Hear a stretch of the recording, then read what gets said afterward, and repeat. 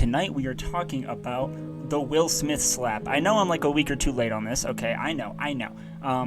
But I wanted to give it time to simmer so I could really see the full picture. And tonight we're going to go into what the fuck happened. Wait, let me actually, before we get into anything, ladies and gentlemen, Budweiser, the official beverage of the Florida Man TV. Let's get right into it. We're going to start with a bit of context. This is like a year or two old, but it's an article where Will Smith confesses to how he used to vomit after orgasming as a psychosomatic reaction, his words. Will Smith handled heartbreak not by listening to sad tunes, but by having too much sex and vomiting as a result. The King Richard star revealed in his new memoir, Will, can we talk about the balls to name your memoir your first name? Like anyone else named Will. Like, that's such a common name. But you know who I'm talking about, because I'm fucking Will. That he turned into a gag-prone ghetto hyena. Jesus, the fucking sexually after his then-girlfriend Melanie cheated on him. I desperately need relief, but as there is no pill for heartbreak, I resorted to the homeopathic remedies of shopping and rampant sexual intercourse, Will writes. Up until this point in my life, I had only had sex with one woman other than Melanie, but over the next few months, I went full ghetto hyena. Why does he keep saying that? Why is that a phrase that he thinks is normal? Jesus, William. I had sex with so many women, and it was so constitutionally disagreeable to the core of my being that I developed a psychosomatic reaction to having an orgasm. Imagine that leaving the young Prince of Bel-Air's mouth. Just the oh my god, this fucking... I have to go to my live screen so you can really... This fucking line... He pulled out the thesaurus to describe how he feels every time he comes. It was so constitutionally disagreeable to the core of my being. Was it, Will? Holy... This is the most aggressive humble brag I have ever heard in my life. I came so much with so many different women that it made me sick. I developed a tolerance to it after a point. There was just too much pussy in my life. This is an edited down bit of when Will and Jada went on to Red Table Talk, and Jada talked about her entanglement with a 19-year-old friend of their son Jaden. Literally a child, younger than her son, who was a friend of her son, who lived with them, like, platonically. Like, yeah, you can stay with us. She slept with him.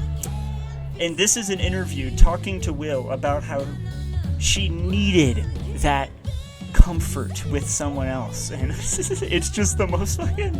I wanted to play it. I mean, I'm sure most people have already seen this, but it's the most fucking terrific interview I've ever seen. You've been on a hell of a journey. So what happened, Jada? Okay. What happened, Jada? So I think it was about 4 years ago. Yeah.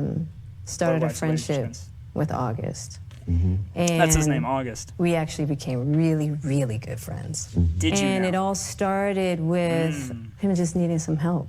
Mm-hmm. Just needed some help. Me wanting you to sure help helped, his honey. health, his mental state, and we found all those different resources. This edit is great. To help pull him through. Mm-hmm.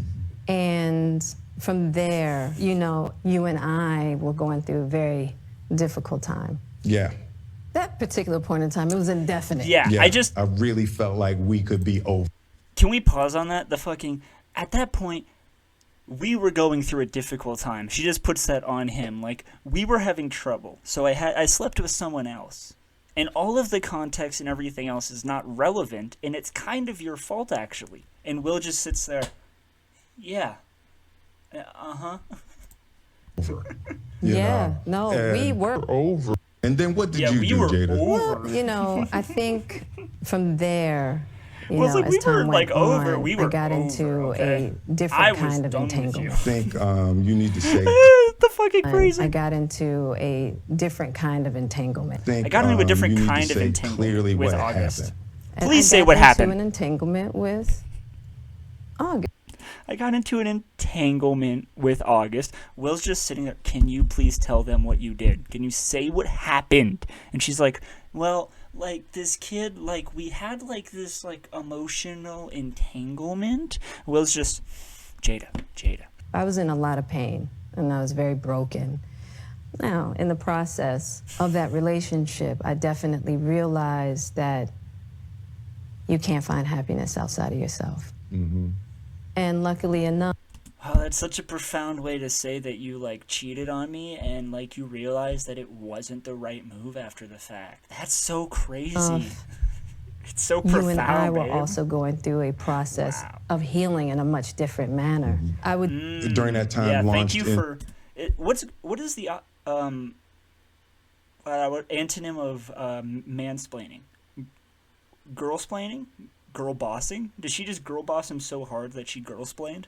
What did I just say? Am I speaking English anymore? The way she just... See, you and I were going through a certain kind of healing process that's very different. So I had to have the sexual part of it and the actual relationship with someone else. And I just kind of left you for a year while I did that. See, when you break it down, it's kind of like... into the metaphysics of cheating on your husband. and August, what do you feel like you were looking for? I just wanted I'll let her say to it. feel good. She just wanted to come. She wanted to come. She wanted to fuck. She wanted to feel good. All right, well, I think that's enough of that. What did we learn? We learned that Jada had an entanglement with 19-year-old August, who she met through her 22-year-old at the time son. Very interesting. He lived with them, and she slept with him for half a year while not divorced from Will, just kind of separated, and she was like, fuck you, Will. I don't like you anymore. And Will was just in the corner crying. Next up is, I believe this is a recent video directly after the slap incident that we are building up to at the end of this segment. But what this is Jada filming Will while they're at home, and he clearly does not want to be filmed right now. And she's pressuring him like, please answer these questions that are very personal. Answer them on my Instagram right now. And he's like, can you turn that off? Please turn that off. And she's just, answer. And she's just fucking, answer it. Answer my fucking question. And he's just, Jada. So I'm just gonna let this play because I find it very interesting. You know, to say the Esther least. Perel is coming to the table. She's going to be at the red table. Would you say she has been instrumental in you and I redefining our relationship? I would say don't just start filming me without asking me Oh my goodness. if you could film me. Esther, come help us again, please.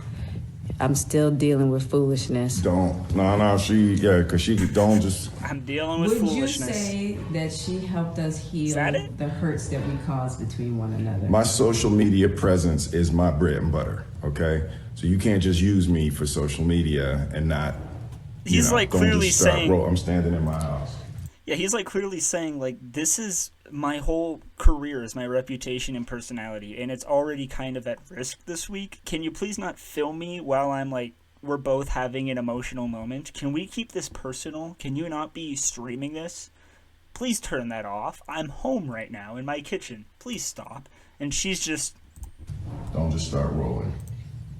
Don't Please just- watch us stare at the red table because she's helped us a lot. Can't you tell?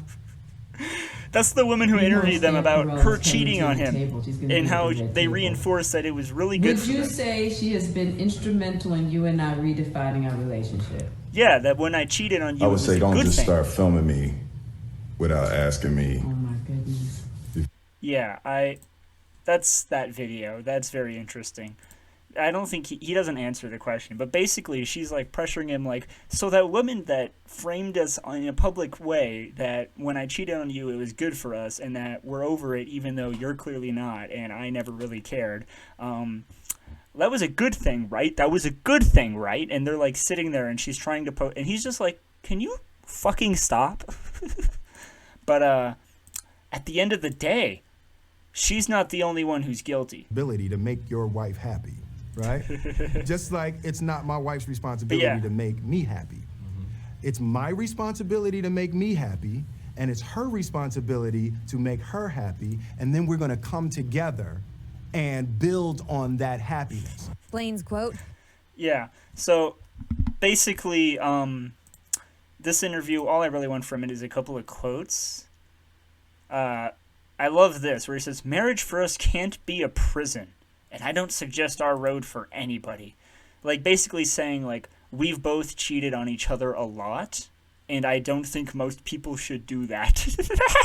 But this interview, he basically just talks about how, like, he has cheated on her multiple times, and also she has cheated on him multiple times, and how they're basically, like, not even into each other at this point. And I just find that very funny. But now that we have some background on, now that we have a little bit of background on Willie Smithy here, the Prince of Bel-Air, and his relationship with Jada, they're not exactly the happiest couple. They're pretty sensitive, and when it comes to public personas especially. So next, let's get into how normal is it to get roasted at the Oscars. All right, we're talking about the fact that they are at an event where the host's job is to look at the people in the front row, the most famous celebrities, and crack lighthearted jokes at their expense. Nothing like, haha, you're an alcoholic, but stuff like, hey, you're bald, hey, you're dressed in green, or are you a leprechaun? Like, stupid jokes, right? But that's literally their job, and it gets so much worse than, what is it, a G.I. Jane joke? Here's Ricky Gervais. Unless the next man is Mel Gibson. And there's Charles Woodson. How about that? What a season he had. He became the first defensive player to win the Heisman Trophy. And congratulations, Charles. That is something that no one can ever take away from you. Unless you kill your wife and a waiter, in which case... That's an OJ joke. All bets are off. Ricky Gervais could not be here tonight because he is no longer technically in show business. Talking of all you perverts, it was a big year. It was a big year for paedophile movies. Surviving R. Kelly, Leaving Neverland, Two Popes. Shut up. Shut up. I don't care. I don't care. Yeah, the Nuggets are having a...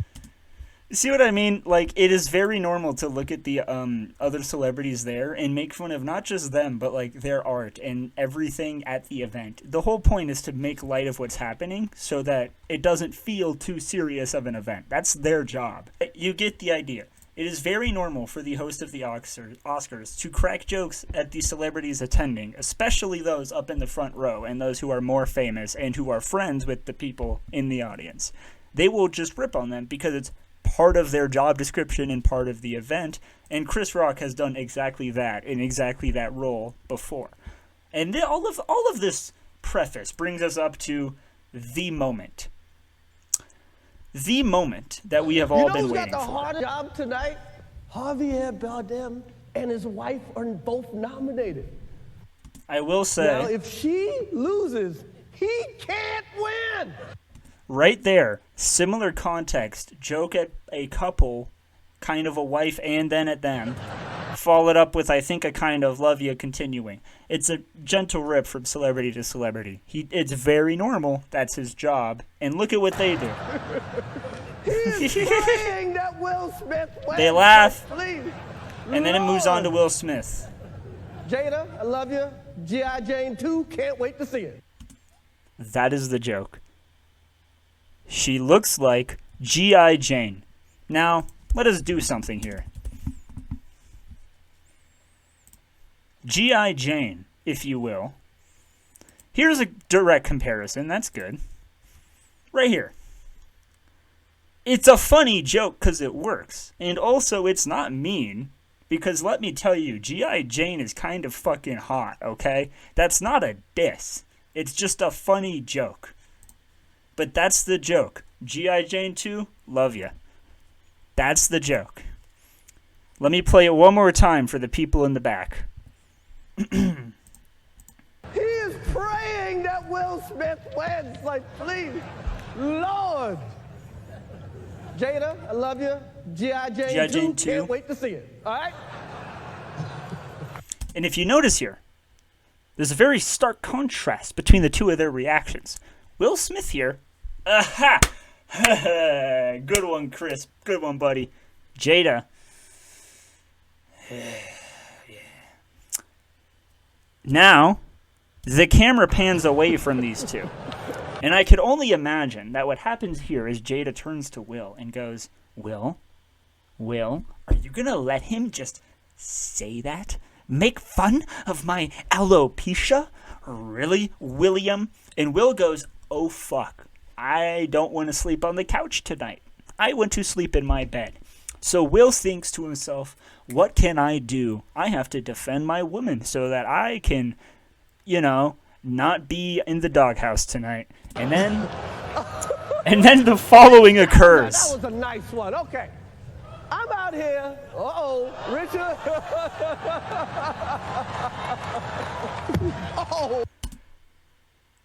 Now, let me analyze a few things. One, Chris Rock was not expecting an actual slap. He might have been expecting like a joke one, a fake one, maybe a light one on the cheek. He was laughing upright, hands behind the back, going, oh. And Will Smith comes up, charges up, does the fucking JoJo movement, fucking kills the man. He goes, you can hear the thud throughout. You can hear it in Beijing. Around the world, the slap was heard. It was talked about for millennia to come, okay? Let me play the actual moment just one more time. Chris Rock, clearly not expecting anything actual serious to happen, thinking a funny goof with his buddy Will is about to occur because he just made a light rip at his wife, and then this happens. An aggressive slap, and look at his face change. Oh! Wow. And he takes it like a champ. Will Smith just smacked the shit out of me. Will Smith just smacked the shit out of me. Out your fucking mouth. Wow, dude. Yeah. It was a G.I. Jane jump. Keep my wife's name out your fucking mouth. I'm going to, okay? See, this could go one of two ways. Chris Rock could reciprocate and be as childish as Will, or even just half as childish, act like a teenager. And this would turn into a brawl on stage at the biggest event in television, would have been funny, but Chris is such a professional where he goes, wow, dude, really? Okay. And instead, all he says is this. Okay. I mean, I do want to say okay. He's so shook. He does not believe what the fuck happened. But again, he takes it like a champ. That was greatest night in the history of television. Okay. That was the greatest night in the history of television. Okay, moving on with the show. And he just picks it up like a fucking champ. But let me play it now that we have the full context one more time. Jada, I love you. G.I. Jane 2, can't wait to see it. All right?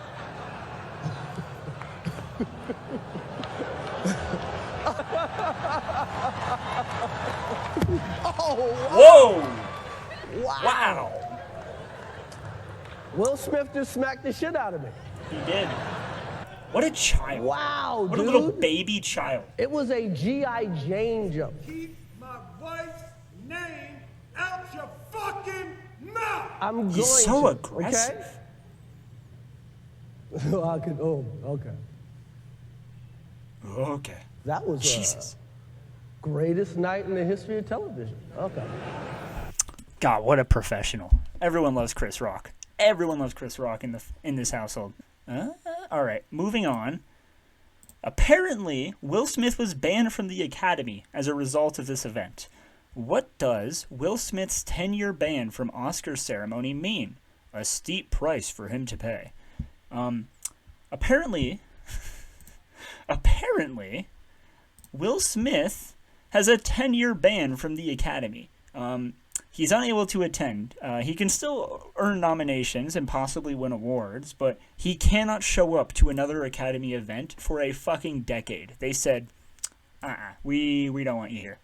But we also have this. The night of This is them going to the Good morning, event. everyone. God has let me live another day, and I am about to make it everyone's problem.